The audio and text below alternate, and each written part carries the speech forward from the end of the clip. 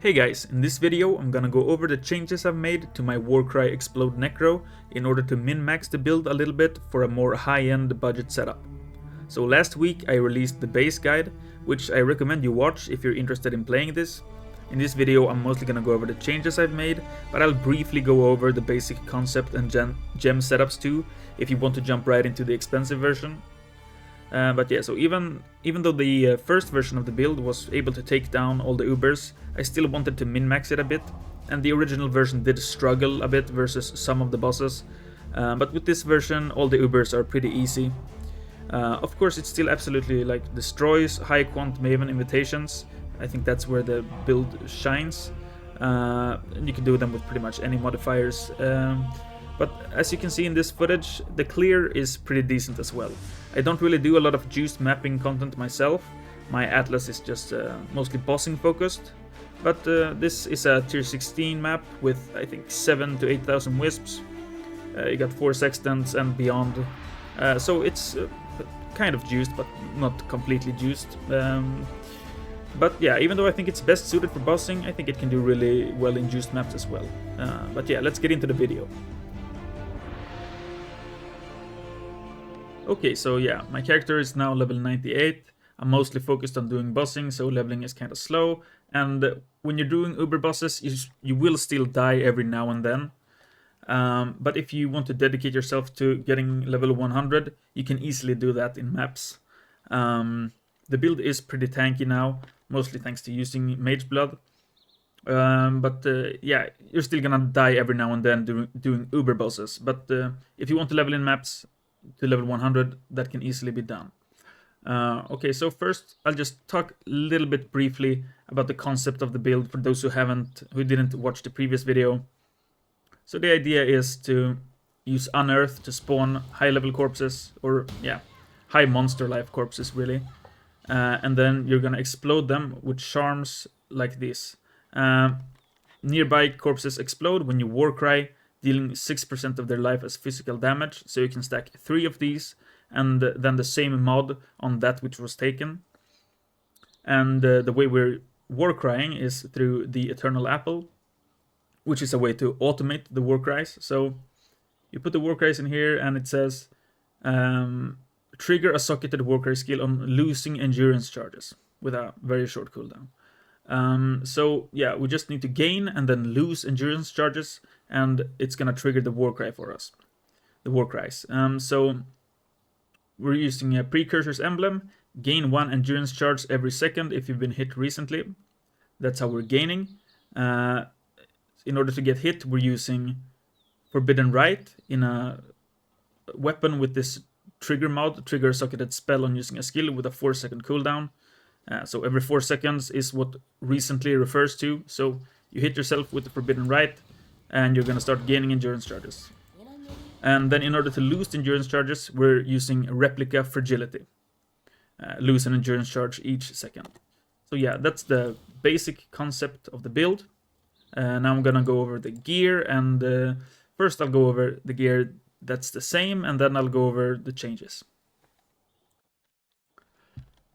Okay, so first off, we're still using Honor Home, as I think this is the best way to get a high level Unearth. You could also use Viridis Veil. That also has +2 to socketed gems. The important part is getting a Corrupt, or preferably a double Corrupt. So if you can get one like this, that's awesome. But yeah, there's not a lot on the market. So yeah, still using Honor Home for our Unearth. And we're still, of course, using the Eternal Apple and Precursor's Emblem as the main way to trigger our Warcries. And then still using Relic-Hesh's Impatience in order to access charges. So Frenzy Charges is more damage, Endurance Charges makes us tankier, and it's also, I mean, it's the only way we're going to be able to have Endurance Charges with this build, because we lose them on gaining maximum anyways. So yeah, Relic-Hesh is really nice for that. And the power charge is kind of good as well, because we're using this, you can apply an additional curse while at maximum power charges. So it's a way to get +1 curse, even though we don't actually care about power charges. Now, if you don't have a precursors with this mod, there's other ways to get +1 curse. You could get a corruption on the amulet. Now that would be very expensive, but it can be done. But you could also just take Whispers of Doom. It'd be 5 points in the tree, but then you could pick up influence maybe. So yeah, there's ways to get around it. You could possibly anoint it as well, but then you're gonna have a little bit longer cooldown on the warcries. Right now I'm able to, thanks to Ashes of the Stars, I'm able to make them go off every second, which I wasn't able to in the previous version. But yeah, that's pretty much. You could also just use 1 curse if you wanted to. It's not the end of the world. You could also maybe use just punishment as your single curse, and then use hits have 25% chance to treat enemy monster elemental resistance values as inverted. The elemental mastery. That's an option. But yeah, that's pretty much it for the gear. That's the same. Well, actually, the ring is the same exact same as well. You're just wanting life, resists, and a little bit of attributes here. And the rest of the gear is a little bit different. So let's start with Ashes of the Stars. This is really nice because it gives a bunch of quality, right? So that gives us monster life, or corpse life on Unearth by having higher quality. But it also reduces the cooldown recovery on your warcries. And that's what's letting us reach the sub 3 second cooldown on Intimidating Cry and Infernal Cry, which is what, once we have everything going, our warcries are going off every second, as you can see. It's a little bit of a delay in the start because of like server lag and server ticks and stuff like that for the first Forbidden Rite to go off, to take damage, and then start generating endurance charges and losing them. But yeah, once you're going, it goes off every second. So that's the big thing with Ashes of the Stars. It's a big damage upgrade for various reasons. It also just increases the level of your auras. It improves the cooldown recovery rate and the monster life, or corpse life. Sorry. So yeah, that's a great DPS upgrade. Now we're having to give up Defiance of Destiny, which was a really nice source of recovery. But to offset that, I've decided to include Blood Notch. So I was already running Immutable Force anyways for the stun recovery. So it was really simple to just include Blood Notch and take this mastery here as well. Then we get a bunch of recovery from the damage taken from stunning hits is recovered as life. So yeah, that's a really good combo.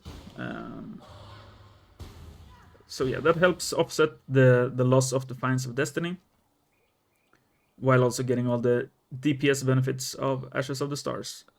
The other big change, of course, is I'm using Mageblood.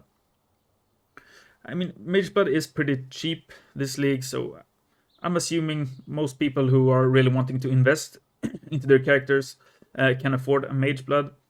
If not, maybe you can still make some of the changes, but yeah, I'm mostly gonna base this update to the guide of having Mageblood. So yeah, running Mageblood, and the flask setup I'm using is a Granite Flask and a Basalt Flask for a big armor upgrade, and then Quicksilver for a bunch of movement speed, and a Quartz Flask. The Quartz Flask gives us a bunch of suppress, and this is actually enough for us to reach spell suppression cap, which we didn't have before, and that's a really valuable defensive stat. So yeah, that also gives us permanent facing, which gives us access to this mastery. You have 8% suppress while facing. So yeah, the face that suppression from the flask, from the mastery, and then from the gloves implicit is enough to get us to 100%. So Yeah, and then for the suffixes on the flasks, I'm using life regeneration, armor, resists, and corrupted blood immunity and bleeding immunity, of course. So I needed the resist here because we lost a bunch of resists from Defiance of Destiny, and also a little bit on the belt, I think. So that resist mod is pretty needed, especially if you want to get overcapped, which is really nice for if you wanted to run like Searing Exarch altars or just curse maps. Being overcapped is pretty nice. So, of course, armor is just really important as well. We're going for a pretty high armor setup, and life regeneration also just since we're not using a life flask anymore, it helps a lot. And corrupted blood immunity is just a nice thing to have. But you can play around a little bit with the suffixes. And then for bossing, you want to switch out some flasks as well. Like if you're doing Uber Ether, you will probably want the Topaz flask. I'm usually putting it in instead of the armor, instead of the Quicksilver flask. Same on Exarch, you might want a Ruby flask instead.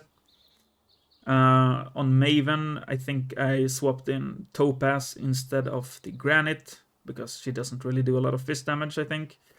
And sometimes you want to use a life flask. Now, for the most part, when I'm mapping, I'm using Taste of Hate. Sometimes in bossing as well. It really just depends on the fight and I guess on what you prefer. But having access to a life flask every now and then is important. But yeah, I usually prefer Taste of Hate for most situations. So yeah, that's pretty much the mageblood setup. Moving on to the gloves. These are very similar to what I had before. I switched out the implicit of... I used to have cold conversion on the Eater of Worlds implicit. But I just decided to... On the... Let's see where my Watcher's Eye is. Oh, right here. Yeah, sorry. So I divined it to have at least 35% conversion. So we have 35% there. And then if you just have 25% on the gloves and 40% on the mastery, you're going to have 100% cold conversion. So, yeah, that was a pretty obvious thing to do. But it was kind of expensive to press because I wanted to have a 2-mod Watcher's Eye. So I had to press some divines in order to get the roll to over 35%. So, but it's not that expensive. You can also just run a 1-mod. And yeah, so then you can get spell suppression instead. Herald of Ash on the Searing Exarch implicit is nice as well. Other than that, you just want life, some resists. You definitely want chaos resist. Having chaos resist cap is pretty important because we are inflicting forbidden right on ourselves quite often, every 4 seconds. So that will chunk your HP if you don't have chaos resist. And yeah, that's pretty much it for the gloves. They're pretty similar to what I had before. And then for the weapon, I'm using something like this now. So the thing about Unearth is it only increases the level of the spawned corpse every 2 levels. So since Ashes gave me +1, I needed another one in order to actually get a higher monster level. So +1 to all fist spell skill gems. And then the way I crafted this is, yeah, you have the fracture, and then you just use veiled chaos orbs until you get the trigger mod plus 1 good suffix. Now, for me, I chose attack speed here, just to be able to move around a little bit faster with shield charge. And but you could also get like a resist. Chaos resist would be really nice. But yeah, if you can just clean the prefixes, you have the unveil mod and 1 other good mod, and then an open suffix. You just craft one like this with multi-mod. Yeah, cold damage Coldest Extra Chaos. Pretty simple craft. And then for the last part is the body armor. So I used to have an evasion energy shield base, but I decided to drop mind over matter and just go for an armor base instead. So it looks something like this. It's really easy to craft something similar if you just skip the veiled mod, the chosen, like the maximum life there.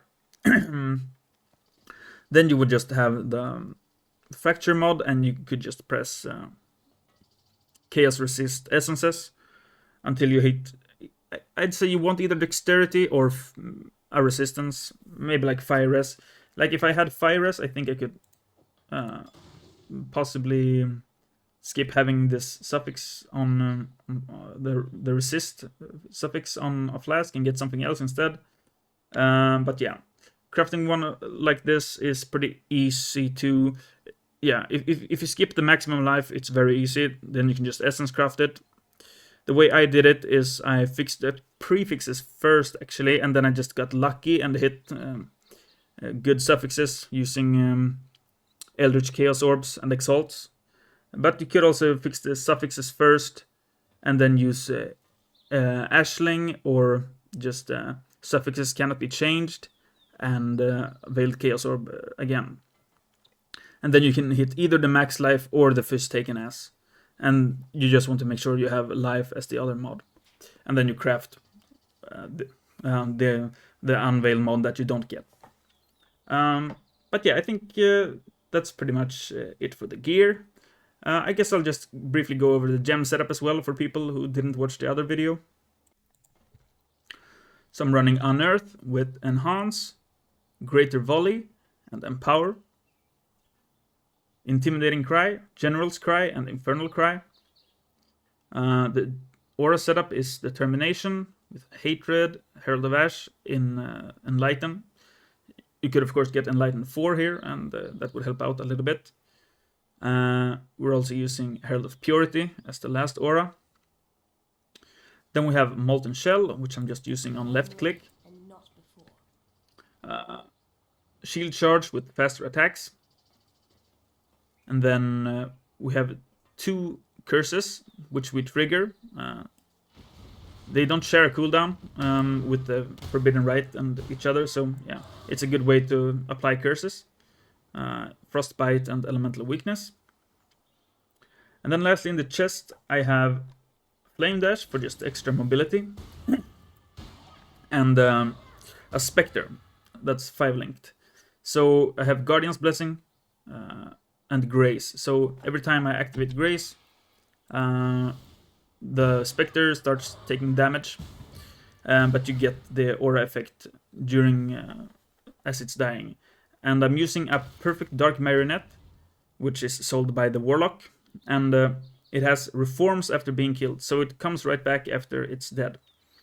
So that's yeah, it's a nice perk, and you can have 2 of them. Since you can have 2 Spectres as baseline. They also explode on death and scorch. So yeah, Spectre with Guardian's Blessing, Grace. And then I have Meat Shield to make it a little tankier, and Elemental Army, which is gonna make it so it can apply cold exposure. Now I want to show you how to actually do this, so you gotta be a little bit careful, since we are exploding corpses and stuff like that. So when you actually want to summon one of these, you take off your Eternal Apple, you unspec this mastery right here that makes it so you consume a corpse, and now you're safe to throw out the marionette, and you can summon it. So yeah, now I have 2, and as long as they don't die at the same time, you don't actually have to refresh your Grace. So right now they're both gonna die at the same time. But let's say we were in combat and one of them took damage and their HP got offset a little bit. I wouldn't have to refresh it now, because as long as one is alive, the Grace will stay on. So yeah, I guess that's it for the gems. Now I'm gonna go over the tree. Okay, so this is what the tree is looking like now. The big difference is I'm no longer taking mind over matter. Instead, I'm pathing through the right here. And then the other big difference is I'm using another large cluster jewel. It actually has the same mods, battle hardened and force multiplier. I just think they're really good. You could get three notables, I guess, but yeah. I think the next one wouldn't be that important. It's fine to have just some other stats as well. Like here I'm getting chaos res, and here I'm getting some dexterity. Of course, I'm also using the stun threshold is based off energy shield because of the blood notch and the immutable force combo. I'm using the suppress here in order to cap suppress. I think I wasn't using this one before either. Skills cost a little bit of life instead of mana. It just helps alleviate the cost a little bit. Because, yeah, the cost is pretty high when you have this trigger mod with 150% more cost. But other than that, the tree is very similar. You can, of course, check out the POB if you want to look a little bit more in depth. I don't want to go over every choice here. But yeah, if you don't have +1 curse on gear, yeah, you can pick up Whispers of Doom. You can maybe lose these nodes or maybe these nodes. Let's talk a little bit about the charms. So I'm still using, these two are the same, I believe. So that's how we're getting Ignite immunity. You just get 100% reduced Ignite duration on you by having 2 charms and on that which was taken. Now, if you can't get that which was taken that has the mod, you would just use 3 charms with the mod. Now, since I have it, I'm just using 5% of overkill damage is leached as life instead. It doesn't matter that much. When you have the blood notch and the flask craft, which is, by the way, you get this from unveiling Cinder Swallow urns if you want to do it yourself. Yeah, you don't really need this recovery, but it's a little bit extra. But it's only for mapping, because you're not getting any overkill damage during bossing, really. So, yeah, that's a little bit of extra recovery. Otherwise, just use reduced Ignite duration. And, yeah, I'll go over the Ascendancy a little bit, again, for people who didn't watch the other video. Plaguebringer. This gives us AoE when we consume a corpse. That's why we're using this recovery mastery. That also helps with Essence Glutton in order to trigger it for some ES recovery. Then we're using Corpse Pack to chill and shock enemies nearby when we spawn corpses. And then Commander of Darkness just for a little bit of damage and resistances. Oh yeah, and I just want to mention real quickly about the Pantheons. So, since we're using the Blood Notch stuff, you can definitely not use Soul of the Brand King. You want to get stunned. So I'm using Soul of Aracali for some dot mitigation. You could also use Soul of Solaris, but yeah, I think Soul of Aracali is pretty good. So that's gonna be your major Pantheon. And for the minor one, using Soul of Garukan for some shock mitigation. Also combining that with Immutable Force implicit here, 22% reduced shock. In order to make the mana work, I'm using increased reservation here. But if you had the level 4 Enlighten, you could get shock mitigation here as well, reduced shock effect, and you would be completely shock immune as well. But yeah, I think that's pretty much it. If you guys have any more questions or more input about the build, I'm happy to hear it. But for now, I'm just gonna leave you with a Maven kill here at the end. Uber Maven.